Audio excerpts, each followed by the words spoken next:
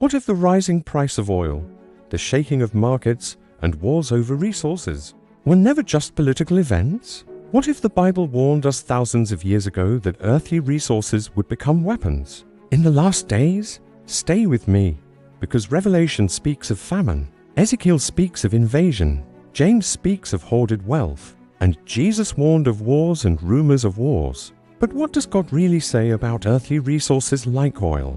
Let's open the King James Bible. What if oil is just modern gold? And gold once caused wars in the Bible. The Bible may not mention oil markets, but it speaks constantly about resources, wealth, famine, and war. Resources have always caused conflict. Genesis 13, Abraham and Lot separate because the land was not able to bear them. Conflict over land and livestock. Genesis 26, Isaac's servants fight over wells. Water caused war. Today, oil is the new well. 2.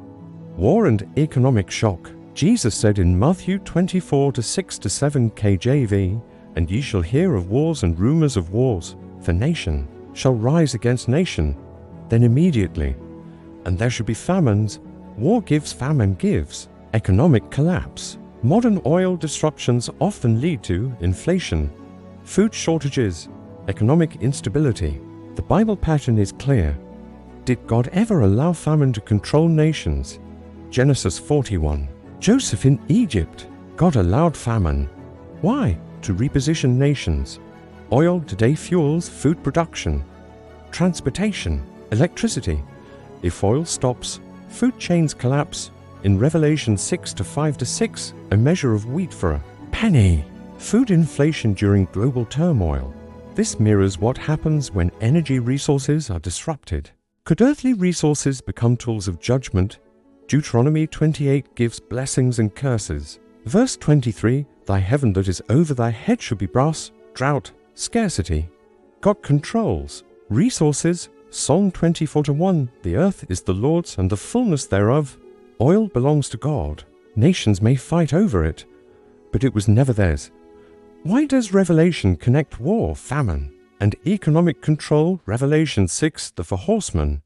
Conquest, war, famine, death. War destabilizes supply disruption raises prices, scarcity increases control. Revelation 13:17, that no man might buy or sell. Economic systems become tools of power. Energy resources are central to buying and selling. Is oil today like grain in the days of Joseph? In Genesis 47, Egypt controlled grain, people sold, money, livestock, land, themselves. Control of resources led to centralized power. History repeats patterns.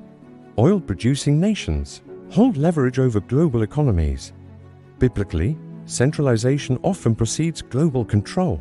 Did the prophets warn about nations plundering resources? Ezekiel 38-12 KJV, to take a spoil and to take a prey.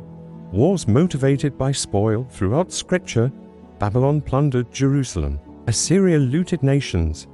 Modern wars often revolve around territory, minerals, energy. The Bible shows this is nothing new.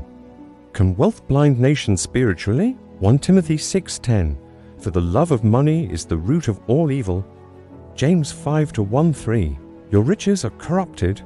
Hoarded wealth in last days. Oil wealth has built empires, funded wars, shifted global influence. But Scripture warns earthly wealth is temporary. What happens when resources fail? Haggai 1-6, "Ye have sown much, and bring in little." Economic frustration, a spiritual wake-up call. Amos 8:11, a famine, not of bread, but of hearing the words of the Lord. Physical scarcity often parallels spiritual scarcity. When markets shake, people seek answers. Is God shaking the nations? Hebrews 12:26-27, "Yet once more I shake not the earth only, but also heaven." Global instability may remind humanity security does not come from resources. Psalm 20-7, "Some trust in chariots, but we will remember the name of the Lord." Today, some trust in oil reserves, stock markets, military strength, but Scripture redirects trust.